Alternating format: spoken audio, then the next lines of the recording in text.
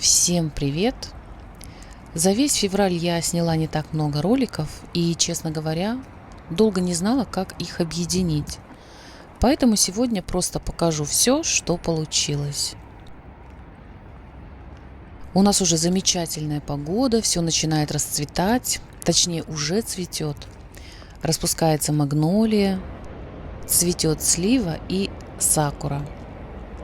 Здесь я гуляю по району Йокогама и просто снимаю интересные места по дороге. Очень привлек внимание вот этот симпатичный домик.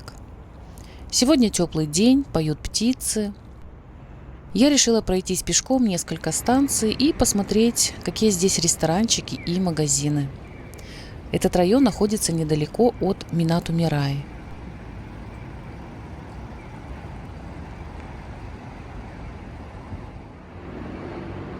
Я заметила, что на этой торговой улочке много тайских ресторанов и массажных салонов.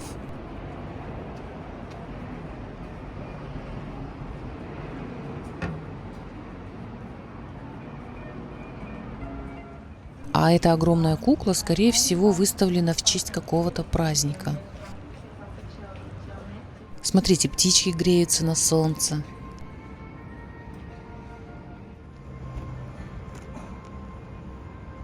А здесь какие-то мужчины очищают реку. Я сначала не поняла, что именно они делают. Похоже, собирают камни и бросают их обратно на глубину.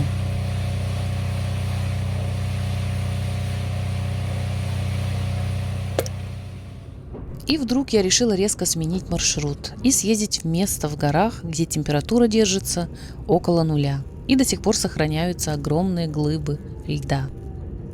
Недалеко от Токио есть несколько мест, где зимой естественным образом образуются ледяные стены. Там замерзают подземные воды или небольшие водопады. Но я направляюсь в место, где ледяные глыбы создают искусственно. На этом небольшом горном склоне проложены трубы с водой, и из-за постоянного холода вода постепенно замерзает, превращаясь в огромные ледяные формы и целые ледяные пейзажи.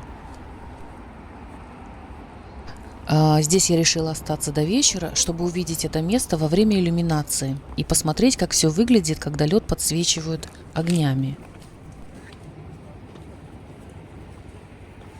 Еще один момент, который меня немного удивил. Все ресторанчики и кафе закрылись уже около 5 часов вечера. Перекусить оказалось негде. Хорошо, что рядом были автоматы с напитками, японские джидо-хамбайки. Хотя, конечно, хотелось зайти в пекарню и купить какой-нибудь свежий круассан или булочку. Тем более, что здесь есть склон с лавочками и обогревающими печами. Можно было посидеть, попить кофе и перекусить чем-нибудь вкусным. Многие так и делали. Температура в этом месте намного ниже, чем в городе. И когда начало садиться солнце, нос и руки уже начали заметно подмерзать.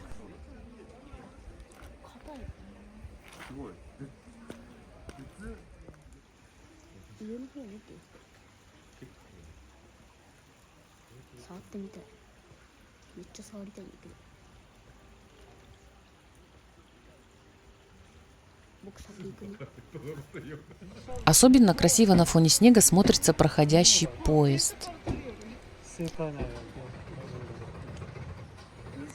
Это вход в горную ложбину. Солнце уже начинает садиться, и чувствуется, что приближается вечер. На ветру красиво развиваются бумажные зигзагообразные ленточки. Они называются шиде. Такие ленточки часто можно увидеть на воротах Тории в синтоистских святилищах. Здесь постоянно слышен шум воды. Течет ручей, воздух очень свежий, дышится невероятно легко. Такое ощущение, будто воздух наполнен озоном. Настолько он чистый и прозрачный. Совсем нет загазованности, только холодный горный воздух и блестящие чистые сосульки вокруг.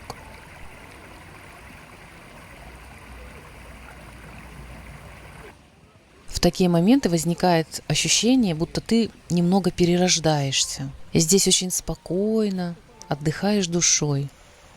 Хочется просто глубоко дышать и наслаждаться этой природной чистотой.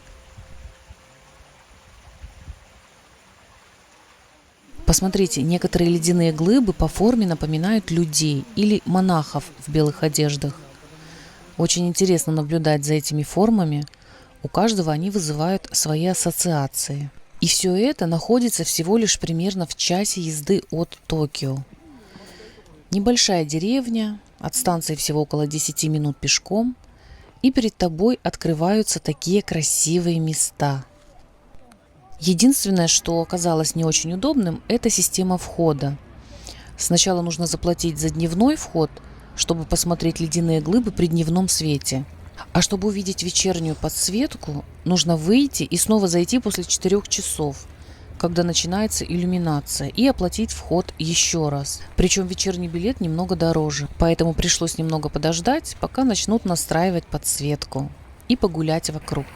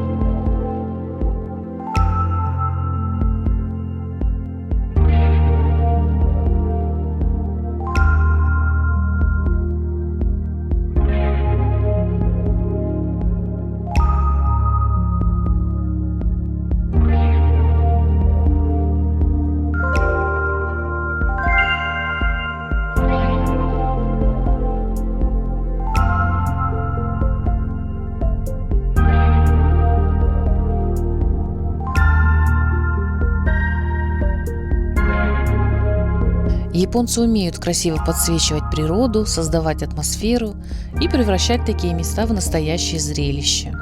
Ну и, конечно же, брать за эту отдельную плату. Народу заметно прибавилось, появилась очередь, образовалась довольно большая толпа. Многие приехали посмотреть подсветку в последние дни, потому что уже буквально через неделю ее будут выключать до следующего года. Это видео снималось в феврале, поэтому сейчас, скорее всего, иллюминация уже закончилась, а сами ледяные глыбы, вероятно, уже начали постепенно таять и разрушаться.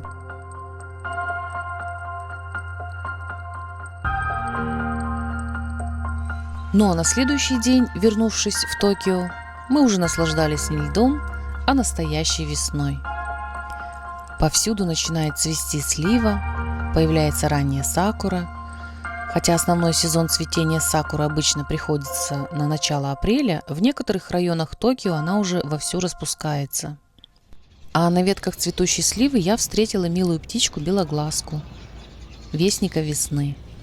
Погода сейчас немножко непредсказуемая, температура может подняться до 17 градусов, а на следующий день резко опуститься до 7, поэтому лучше всегда иметь с собой шарф или что-нибудь теплое.